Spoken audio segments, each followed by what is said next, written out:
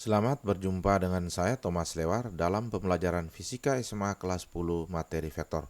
Dan ini adalah video pembelajaran pertama dalam pembelajaran vektor. Dan video pembelajaran ini kita khusus mempelajari pemahaman dasar vektor dalam fisika. Sebelum kita melanjutkan pembelajaran ini, jangan lupa subscribe dan share video ini jika bermanfaat untuk Anda. Oke, kita lanjutkan. Materi pembelajaran vektor pada SMA memiliki kompetensi dasar 3.3, yaitu menerapkan prinsip penjumlahan vektor sebidang. Misalnya perpindahan. Oke. Dengan demikian, maka tujuan pembelajaran kita kali ini adalah peserta didik dapat melakukan penjumlahan vektor, terkhusus vektor-vektor sebidang. Artinya bahwa vektor-vektor yang kita pelajari pada SMA kelas 10 adalah vektor-vektor dalam 2 dimensi, tidak dalam 3 dimensi. 2 dimensi ini artinya bahwa ketika kalau kita menggunakan koordinat kartesius sebagai koordinat bantu, maka kita hanya menggunakan sumbu X dan Y, belum ke sumbu Z. Supaya kita dapat melakukan penjumlahan vektor, maka kita perlu tahu apa itu vektor.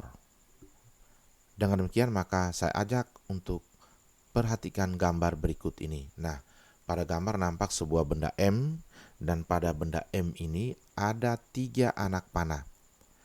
Anak panah pertama yang lebih panjang dan ditulis 100N, dan anak panah kedua 50N, dan anak panah ketiga 25N. Dan ketiga anak panah ini ada perbedaannya, yaitu sebuah anak panah arahnya ke kanan, 2 anak panah yang lain arahnya ke kiri. Persamaannya adalah bahwa ketiga anak panah ini memiliki angka dan di belakangnya ada tulis N. Semuanya sama, yaitu ditulis dengan N. Nah, kalau kita telisik lebih jauh, maka anak panah ini mewakili sebuah besaran di dalam fisika, yaitu gaya. Kenapa dia mewakili gaya? Karena pada angka ini ditulis 100N misalnya, N ini adalah satuan, artinya bahwa anak panah ini bernilai 100 Newton, dan anak panah yang ini bernilai 50 Newton, dan yang satunya lagi adalah 25 Newton.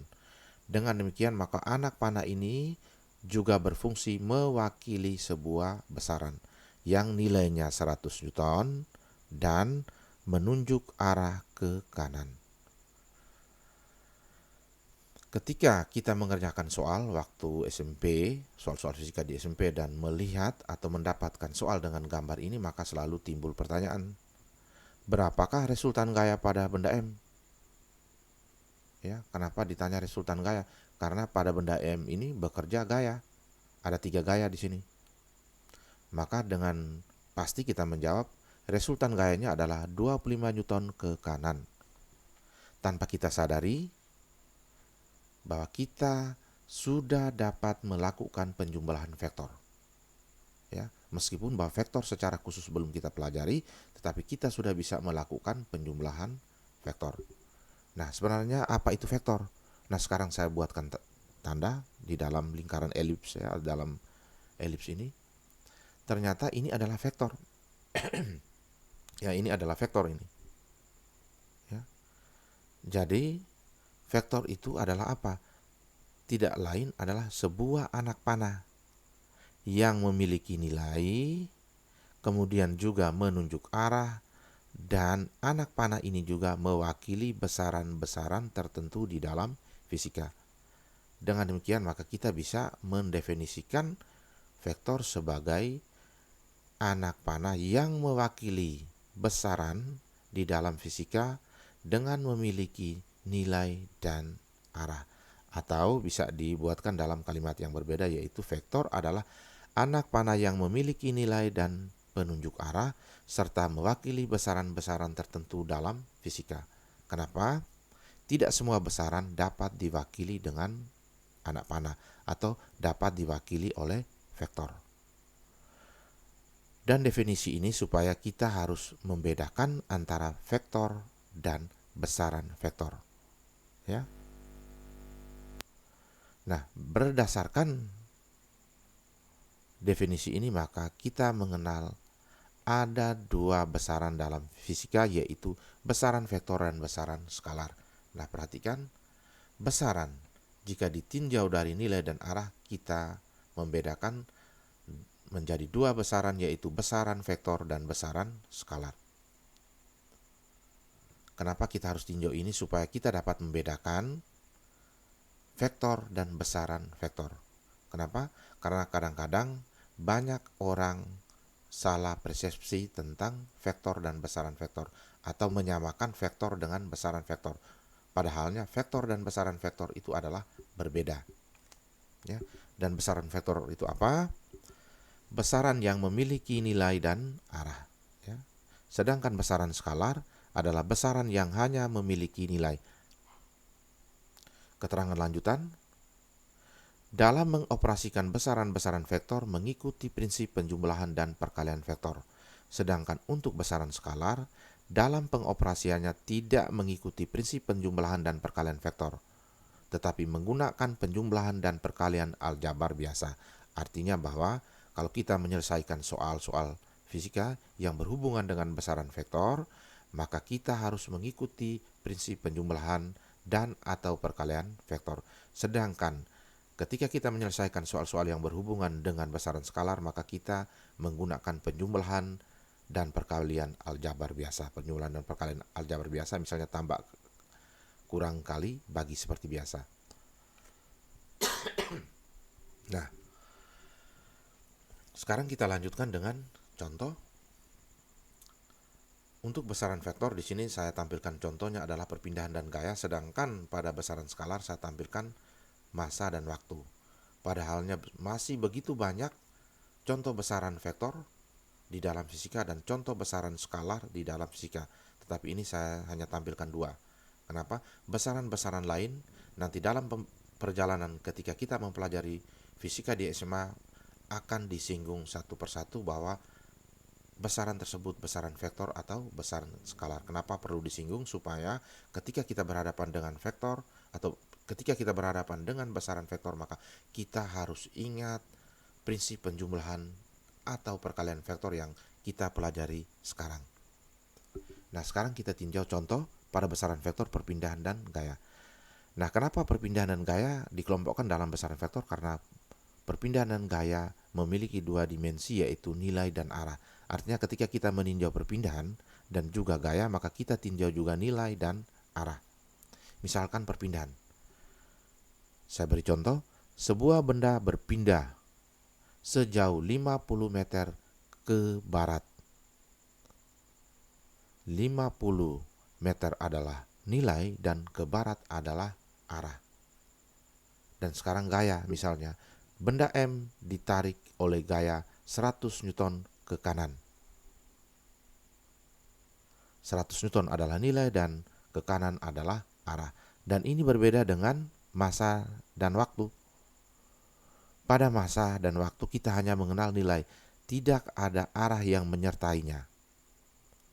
Misalnya, sebuah benda bermassa 10 kg. Titik, ya. Tidak ada lanjutan bahwa sebuah benda bermassa 10 kg ke kiri, dan itu tidak pernah ada. Ya. Atau misalnya waktu. Saya beri contoh. Alokasi waktu pembelajaran fisika di sekolah menengah atas adalah 45 menit. Titik. Tidak pernah orang katakan 45 menit ke kiri, 45 menit ke kanan, ataupun 45 menit ke timur. Tidak pernah ada. Kalaupun ada orang yang menyatakan seperti itu adalah salah karena bertentangan dengan prinsip sains. Supaya kita dapat melakukan penjumlahan atau perkalian vektor, maka kita harus perlu tahu apa itu vektor yang sebenarnya. Ya. Dengan demikian, maka kita perlu belajar tentang dasar-dasar pemahaman atau pemahaman dasar vektor di dalam fisika. kita sudah sepakat bahwa vektor adalah sebuah anak panah. Jadi ketika kita berbicara tentang vektor, maka yang kita gambarkan paling pertama adalah anak panah. Tetapi apakah anak panah ini adalah sebuah vektor? Butuh kriteria lanjutan atau perlu kriteria lanjutan supaya sebuah anak panah ini dianggap atau disebut sebagai sebuah vektor. Nah, ketika kita menggambarkan anak panah, maka kita mulai dari pangkal ke ujung. Dan ujung ini pangkal. Dengan demikian, maka pada vektor ada pangkal vektor yang berfungsi sebagai titik tangkap vektor. Dan ini adalah ujung vektor, fungsinya sebagai penunjuk arah. Ya. Dan yang berikut adalah ini adalah panjang vektor, ya, panjang vektor. Dan panjang vektor ini berfungsi mewakili nilai atau besar dari vektor.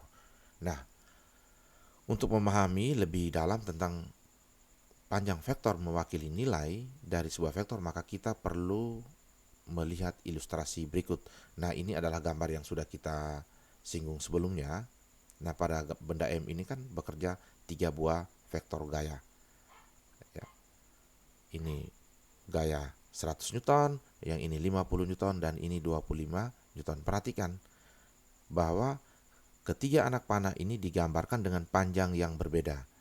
Untuk nilai 100 Newton lebih panjang dari 50 Newton dan lebih panjang dari 25 Newton. Jadi ketika kita menggambar vektor, jangan lupa vektor yang digambar panjangnya harus berbeda ketika nilainya berbeda. Oke, sekarang kita kembali. Setelah kita menggambar anak panah, jangan lupa langkah yang berikut adalah kita harus memberikan nama pada anak panah ini. Ya, jadi vektor juga memiliki nama. Ya, untuk memberi nama pada sebuah vektor, kita mengikuti tata cara berikut. Sebuah vektor diberi nama dengan huruf kapital bertopi panah. Ya, jadi anak panah ini supaya menjadi vektor kita berikan nama dengan huruf kapital bertopi panah. Dan huruf yang kita gunakan adalah huruf atau alfabet Latin dari A sampai Z. Tapi dengan catatan kapital. Jadi misalkan di sini kita buatkan A. A.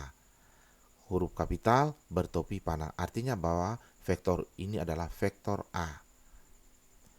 Boleh kita buatkan dengan huruf yang lain, misalkan B. Dengan demikian maka vektor ini adalah vektor B. Dan bisa kita ganti dengan yang lain, C misalnya. Ya. Atau huruf kapital yang dicetak tebal tanpa topi panah. Artinya di samping kita memberi nama pada sebuah vektor dengan menggunakan huruf kapital bertopi panah, tetapi kita juga bisa memberikan nama sebuah vektor dengan menggunakan huruf kapital yang dicetak tebal tanpa topi panah. Ya. Misalkan huruf A, tapi dicetak tebal. Kemudian B dicetak tebal. Artinya vektor ini adalah vektor B. Kemudian vektor C dicetak tebal. Oke, sekarang kita sepakat bahwa vektor ini kita beri nama vektor A dengan kita gambarkan dengan topi panah. Lanjutan, kriteria lanjutan. Jika vektor tersebut mewakili besaran dalam fisika, maka nama vektor mengikuti simbol besaran yang diwakili. Artinya bahwa kita menggunakan nama dengan huruf atau alfabet Latin dari A sampai Z, itu berarti vektor itu tinjauannya masih umum. Tetapi ketika kita tinjau secara lebih khusus untuk mewakili besaran dalam fisika, maka namanya harus disesuaikan dengan simbol besaran tersebut. Ya. Untuk itu maka kita perlu perhatikan ilustrasi berikut. Nah, tadi gambar yang sama ditulis dalam bentuk angka, sekarang kita tulis dalam bentuk simbol ya. Ini artinya vektor. Kebetulan tadi gambar ini nilainya adalah nilai dari gaya, maka kita tuliskan nama vektor ini dalam bentuk vektor yang mewakili besaran gaya. Dan F ini lambang atau simbol dari besaran gaya. Dan diberi topi. Dan di sini ada 3F, yaitu F1, F2, F3. Kenapa pada benda M1 bekerja 3 buah gaya? Supaya membedakan gaya yang satu dengan yang lainnya, maka kita buatkan F1, F2, F3. Nah, sekarang pada benda M2 bekerja sebuah vektor. Nah, di sini diberi nama V, tetapi V-nya ini hurufnya kecil, bukan huruf kapital. Kenapa? Karena ini sudah mewakili sebuah besaran di dalam fisika, dan V ini mewakili besaran kecepatan. Artinya bahwa kecepatan juga merupakan besaran vektor. Ya. Di samping kita menuliskan dengan menggunakan topi panah, huruf kapital topi panah, tapi kita juga bisa menuliskan dengan huruf kapital yang dicetak tebal.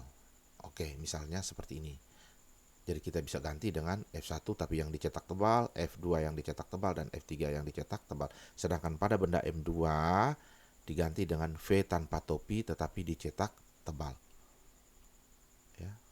Oke, itu tata cara penulisan nama vektor. Dan sekarang kita lanjutkan dengan tata cara penulisan nilai dari vektor. Kenapa vektor berhubungan nilai dan arah? Setelah ini akan kita lanjutkan dengan arah. Untuk nilai dari vektor ditulis dengan notasi tanda mutlak. Misalnya, perhatikan pada gambar kita sudah gambarkan sebuah vektor dengan nama vektor A. Maka kita bisa menuliskan nilai dari vektor A dengan cara membuatkan vektor A ini di dalam tanda mutlak. Misalnya seperti ini. Oke, tanda mutlak di dalamnya ada vektor A. Atau tanda mutlak di dalamnya huruf A yang dicetak tebal, dan ini dibaca nilai dari vektor A. Dan sekarang misalkan vektor ini kita ganti dengan vektor B, maka dapat kita tuliskan nilai dari vektor B seperti ini. Ya. Tanda mutlak di dalamnya vektor B, nama dari vektor B, atau tanda mutlak di dalamnya huruf B yang dicetak tebal. Dan ini dibaca nilai dari vektor B. Oke, kita sudah mempelajari cara pemberian nama dan cara menuliskan nilai dari sebuah vektor, dan sekarang kita lanjutkan dengan arah. Sebelum kita melanjutkan, jangan lupa subscribe. Terima kasih. Sekarang menentukan arah vektor. Ketika kita belajar ketika kita belajar fisika di sekolah menengah pertama, ya, kita menggunakan acuan arah, yaitu ke kanan, ke kiri, ke atas, atau ke bawah. Nah, ini adalah acuan yang paling sederhana yang juga kita gunakan dalam menentukan arah vektor. Ya, dalam hal-hal tertentu tetap kita gunakan acuan arah ini ke kanan, ke kiri, ke atas, atau ke bawah. Nah, untuk vektor yang arahnya seperti ini kita sebut arahnya ke kanan. Kemudian vektor yang arahnya seperti ini ke kiri, kemudian vektor yang arahnya seperti ini ke atas, dan vektor yang arahnya seperti ini ke bawah. Ya. Nah, bagaimana jika ada vektor lain yang arahnya seperti ini? Perhatikan vektor yang anak panah yang berwarna merah. Ya. Arahnya ini tidak bisa dijelaskan dengan menggunakan acuan ke kanan, ke kiri, ke atas, atau ke bawah. Ya. Dan dengan demikian kita membutuhkan acuan lain untuk menentukan arah vektor, yaitu acuan mata angin. Dan acuan mata angin ini sudah kita pelajari mulai dari sekolah dasar, ya. Dan ini kita gambarkan lambang acuan mata angin. Di sini adalah utara, jadi ya arahnya utara, ini ke timur laut, timur, tenggara, selatan, barat daya, barat, dan yang ini adalah barat laut. Jadi di samping kita menggunakan acuan kanan, kiri, atas, bawah, kita juga boleh menggunakan acuan arah vektor dengan mengikuti acuan mata angin. Ya, misalkan sekarang arahnya ke timur, itu sama dengan arah ke kanan pada acuan kiri, kanan, atas, bawah. Atau pada acuan mata angin ke barat sama dengan ke kiri. Ke selatan sama dengan ke bawah. Dan sebagai catatan, kita meninjau arah vektor ini masih dalam 2 dimensi, belum dalam 3 dimensi. Kenapa? Karena berdasarkan KD-nya kita hanya boleh melakukan penjumlahan atau boleh mempelajari vektor dalam vektor 2 dimensi atau vektor sebidang.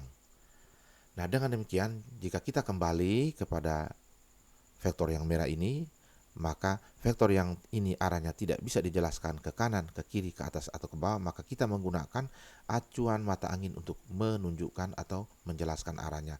Maka yang merah ini, arah panah yang merah ini arahnya ke barat daya. Oke, kita kembali lagi. Bagaimana jika ada vektor lain yang arahnya seperti ini? Nah, perhatikan, ini vektor warna ungu ini, atau anak panah warna ungu, arahnya kemana? Anak panah ini terletak antara barat laut dengan barat. Dengan demikian, maka kita pun membutuhkan acuan vektor, acuan arah vektor untuk acuan lainnya, yaitu kita lanjutkan ke menentukan arah vektor dengan acuan sudut. Ya. Nah, untuk mempelajari menentukan arah vektor dengan acuan sudut, maka kita perlu garis bantu ya. Kita perlu ada 2 garis bantu, satu vertikal dan satunya horizontal. Nah, vertikal ini biasanya disebut dengan, kalau dalam koordinat kartesius, sebagai sumbu Y, dan pada garis horizontal ini biasanya disebut dengan sumbu X. Kemudian kita buatkan, ini titik potongnya sebagai titik O, dan di sini ditulis 0 derajat. Artinya bahwa acuan pada titik O ke kanan atau ke timur ini merupakan 0 derajat ya. Dan kita menggunakan acuan sudut dengan satuan derajat, tidak dalam satuan radian untuk menentukan arah. Di mana semakin besar sudutnya kita mengikuti putaran berlawanan dengan arah jarum jam ya. Jadi kita mengikuti putaran, karena berbicara tentang sudut maka itu juga berhubungan dengan putaran. Maka putarannya harus berlawanan dengan arah jarum jam. Jika searah dengan jarum jam maka nilainya negatif. Tetapi jika berlawanan dengan arah jarum jam maka nilainya positif.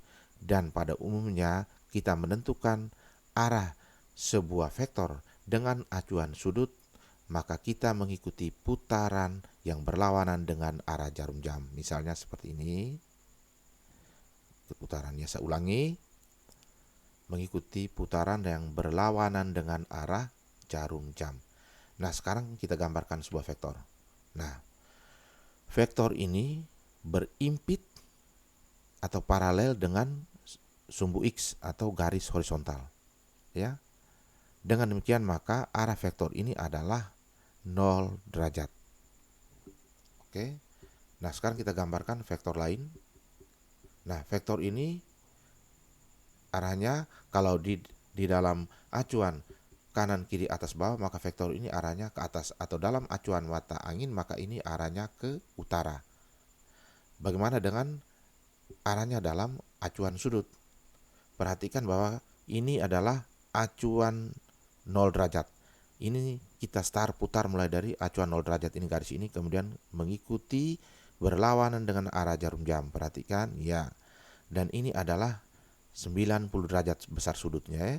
Perhatikan ini seperempat putaran adalah 90 derajat. Maka vektor ini arahnya dalam acuan sudut adalah 90 derajat. Oke. Sekarang kita gambarkan sebuah vektor lagi. Arahnya kalau berdasarkan acuan kanan kiri maka vektor ini arahnya ke kiri. Atau berdasarkan acuan mata angin maka vektor ini arahnya atau anak panah ini arahnya ke barat. Bagaimana dengan acuan sudutnya? Maka putarannya kita start atau kita mulai dari 0 derajat, garis 0 derajat, dan berlawanan dengan arah jarum jam. Oke. Jadi ini arah putarnya, dan besar sudutnya adalah 180. Setengah putaran adalah besar sudut yang ditempuh adalah 180. Dengan demikian, maka anak panah ini menunjukkan arah 180 derajat. Kemudian kita lanjutkan dengan yang berikutnya. Nah, ini di dalam penentuan arah berdasarkan mata angin ini arahnya ke selatan. Dan bagaimana acuan sudutnya? Perhatikan kita putar, oke, berlawanan dengan arah jarum jam. Ya, dan ini 3/4 putaran, maka besar sudut yang ditempuh adalah 270 derajat. Dengan demikian maka anak panah atau vektor ini berarah 270 derajat. Nah, oke, kita lanjutkan dengan misalkan. Ya, supaya kita lebih memahaminya lebih bagus, kita membuat pemisalan.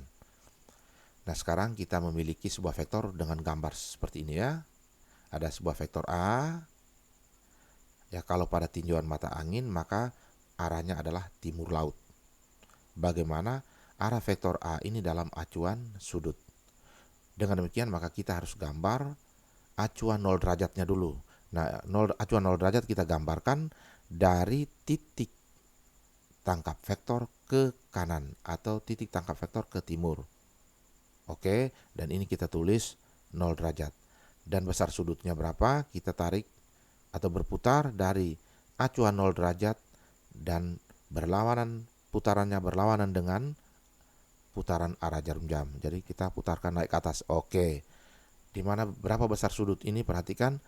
Ini adalah 1/4 putaran, maka 90 derajat, dan sebagiannya sudah diketahui yaitu 45 derajat, maka sisanya ini adalah 90 derajat kurang 45 derajat yaitu 45 derajat. Maka arah vektor A adalah 45 derajat. Oke, kita lanjutkan pemisalan yang kedua. Nah, ini ada vektor B, sudah ya, membentuk sudut 30 derajat terhadap garis horizontal ke kiri.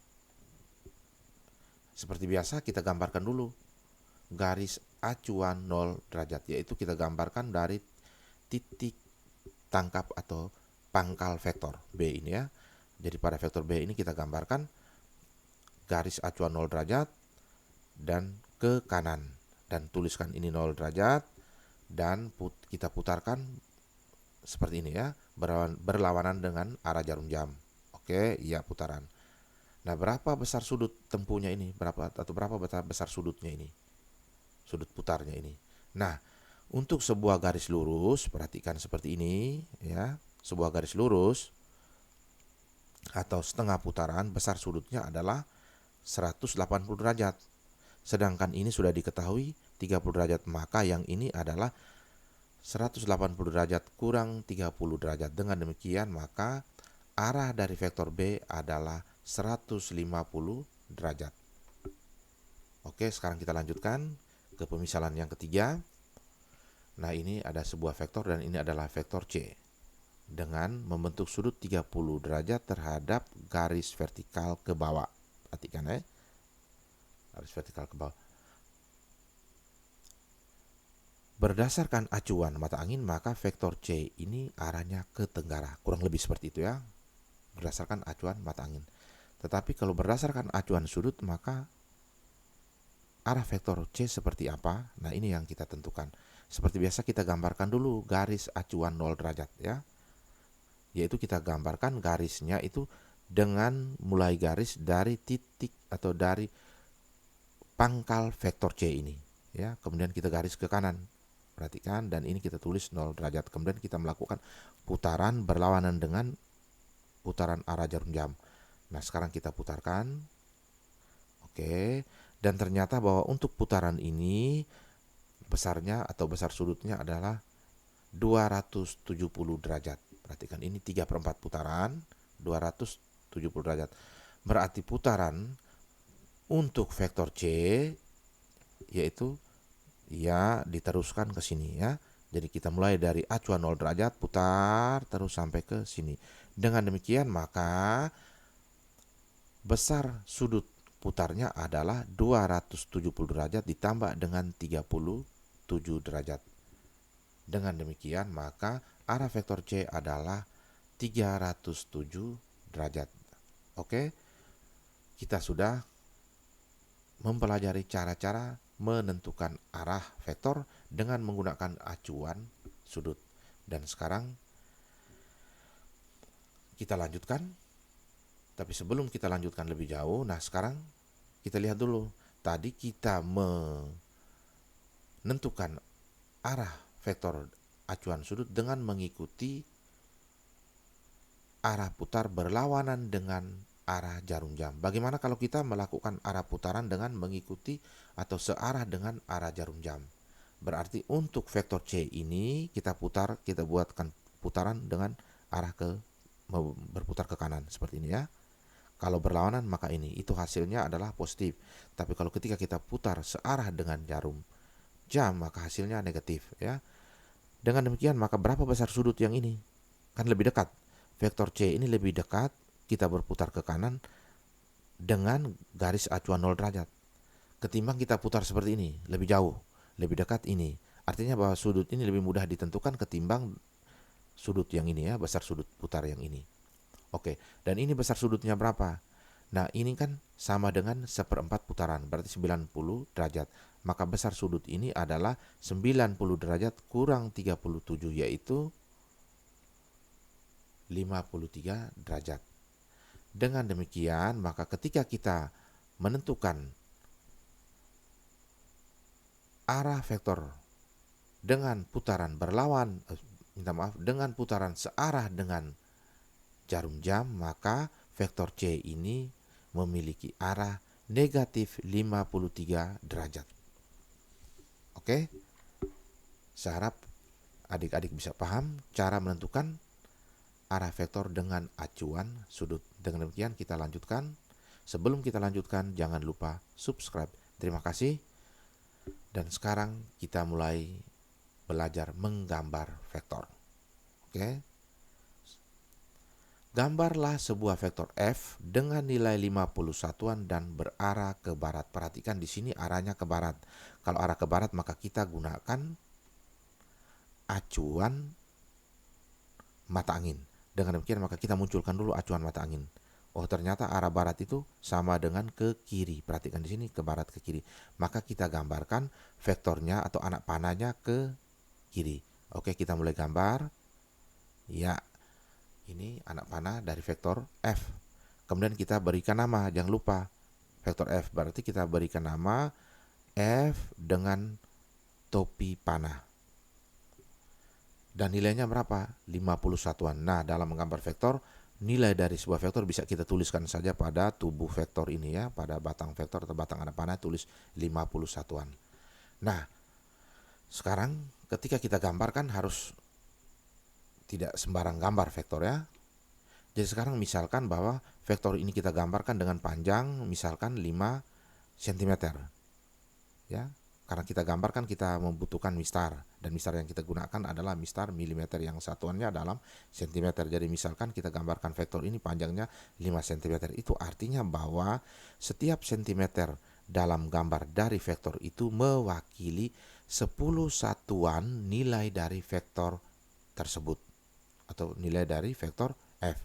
Dan kalau kita gambar panjang vektor ini dengan 10 cm, maka setiap sentimeter ya di dalam gambar anak panah ini mewakili 5 satuan nilai dari vektor F.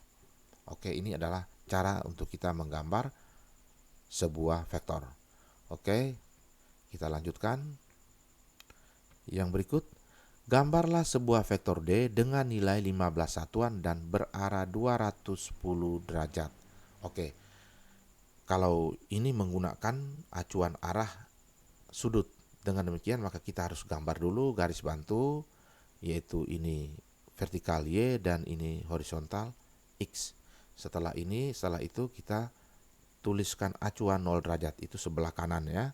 Sebelah kanan ini acuan 0 derajat. Kemudian kita melakukan putaran. Nah, sebelum kita melakukan putaran, perhatikan dulu 210. Perhatikan 210 derajat. Putaran, seperempat putaran 90, dilanjutkan ini 180 derajat, dilanjutkan lagi sampai di sini 270. Dengan demikian, maka 210 ini terletak di antara 180 derajat dengan 270 derajat. Dengan demikian, maka vektornya kita gambarkan akan arahnya seperti ini. Ya. Oke. Nah, ini adalah 180 derajat. di mana 210 derajat ini diperoleh dari 180 ditambah dengan 30 derajat. Nah, setelah itu kita gambarkan vektornya. Ini ya, ini titik tangkapnya kita gambar di sini, kita tarik, di mana vektor ini membentuk 30 derajat dengan vertikal ke kiri.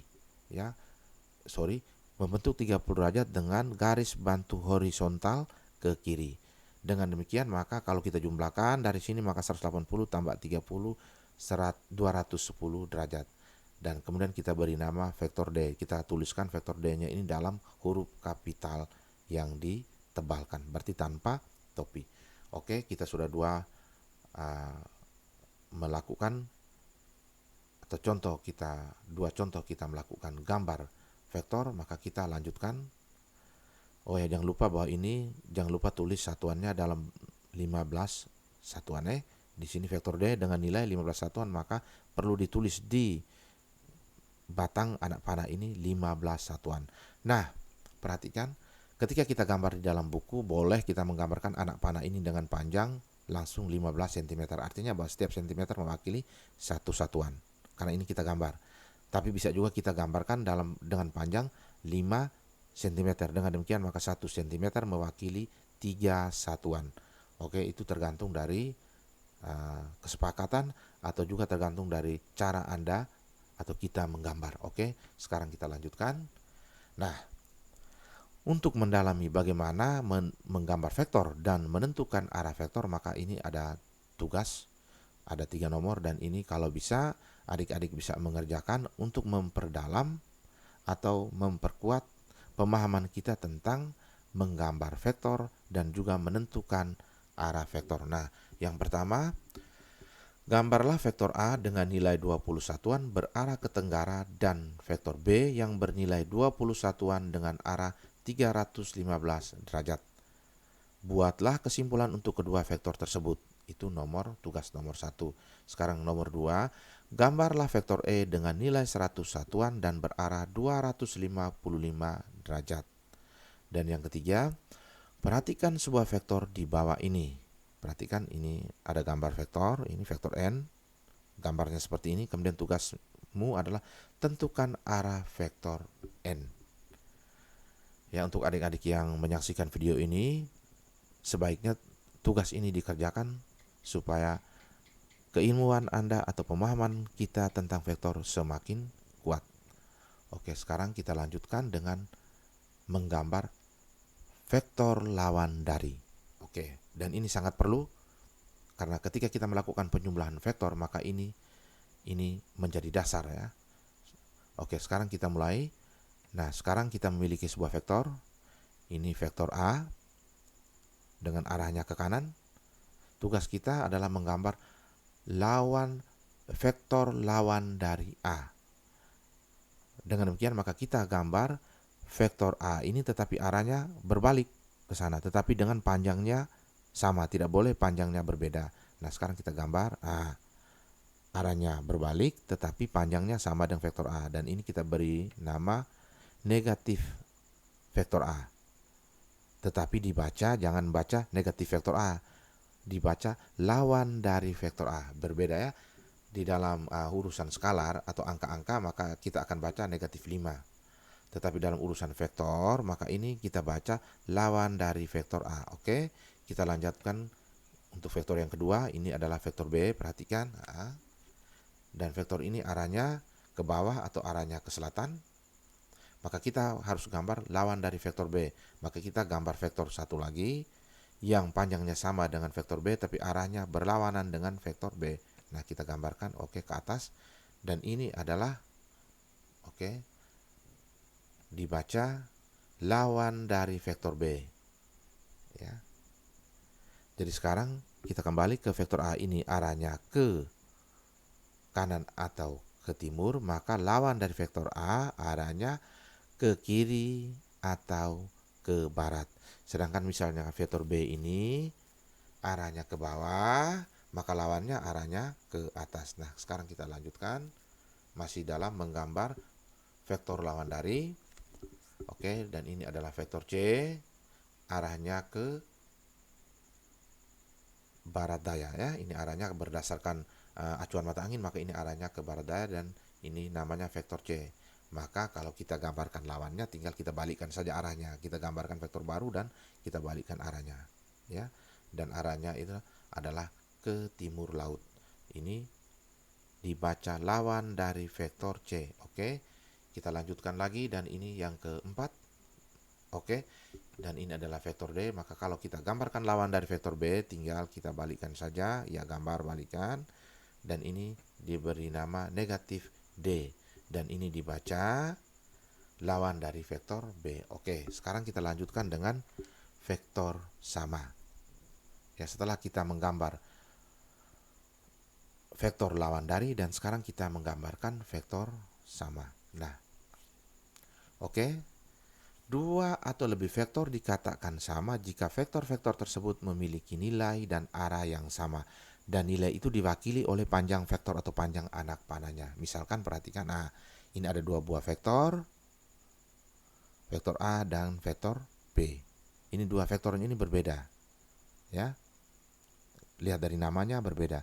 Tetapi kedua vektor ini sama karena arahnya sama ke kanan dan panjangnya juga sama. Maka secara matematika bisa kita tulis vektor A sama dengan vektor B. Atau kita gambarkan yang lainnya. Misalkan ada vektor F dan vektor G. Dan vektor F juga sama dengan vektor G. Kenapa? Panjangnya sama, arahnya juga sama. Oke. Dan sekarang setelah kita pelajari tentang vektor sama, maka sekarang kita lanjutkan dengan vektor berlawanan. Oke. Nah, vektor berlawanan ini berbeda dengan lawan dari. Ya. Nah, perhatikan. Dua vektor dikatakan berlawanan jika kedua vektor tersebut memiliki nilai sama tetapi arahnya berlawanan. Nilainya sama tetapi arahnya berlawanan. Dan nilai ini diwakili oleh panjang. Nah, sekarang kita gambarkan dua vektor berlawanan ya. Nah, perhatikan ini ada vektor A dan vektor B ini berlawanan. Perhatikan ini panjangnya sama ya. Perhatikan betul-betul ini panjangnya sama, arahnya berlawanan. Maka vektor A ini berlawanan dengan vektor B.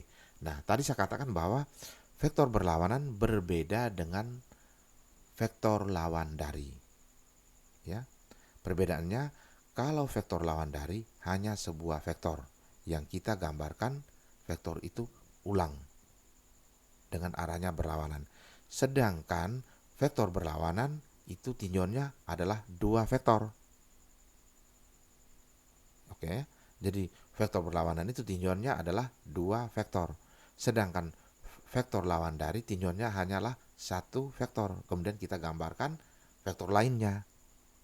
Oke, sedangkan vektor berlawanan sudah ada dua vektor yang nilainya sama, arahnya berlawanan. Oke. Dan secara matematika atau matematis, dua vektor yang berlawanan ini ditulis seperti ini. Perhatikan. Oke, kita baca vektor A sama dengan lawan dari vektor B. Perhatikan. Vektor A sama dengan lawan dari vektor B. Nah, vektor B yang mana? Ini.